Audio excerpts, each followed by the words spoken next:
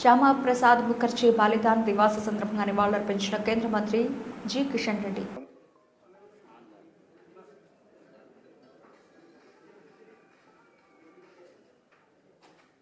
Bharatiya Janata party ఆధ్వర్యంలో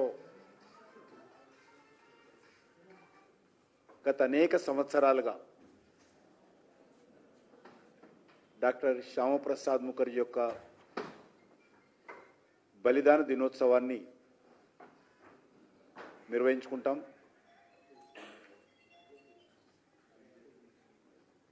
Bharatiya Janata party కంటే ముందు 1951లో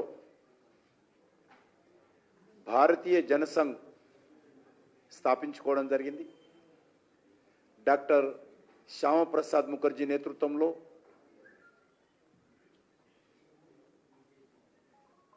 వ్యవస్థాపక అధ్యక్షులుగా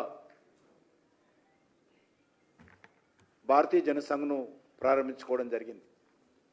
మనకందరికీ తెలుసు, స్వాతంత్రం వచ్చిన తర్వాత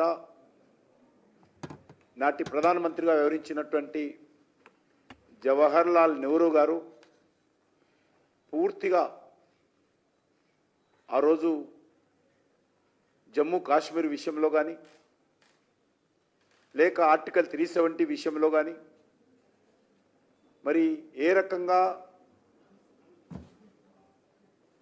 దూరదృష్టి లేకుండా తాత్కాలికమైనటువంటి ప్రయోజనాల కోసం ఆయన రోజు దేశాన్ని తాకట్టు పెట్టడం జరిగింది. ముఖ్యంగా పాకిస్తాన్కు కాశ్మీర్లోని కొంత భాగాన్ని అప్పగించడం జరిగింది. ఆ రోజు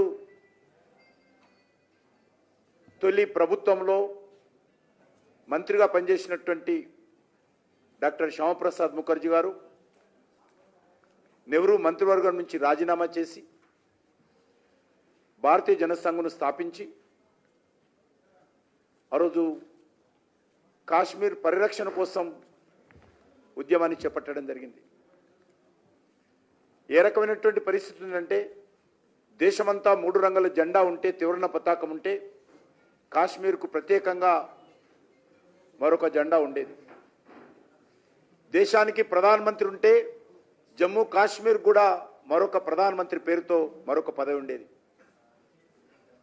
దేశమంతా డాక్టర్ బాబాసాహెబ్ అంబేద్కర్ రాజ్యాంగాన్ని అమలు చేయాలనుకుంటే మరి కాశ్మీర్కు స్వయం ప్రతిపత్తి 370 ఆర్టికల్ ద్వారా ప్రత్యేకమైనటువంటి హక్కులు అధికారాలు కల్పించడం జరిగింది.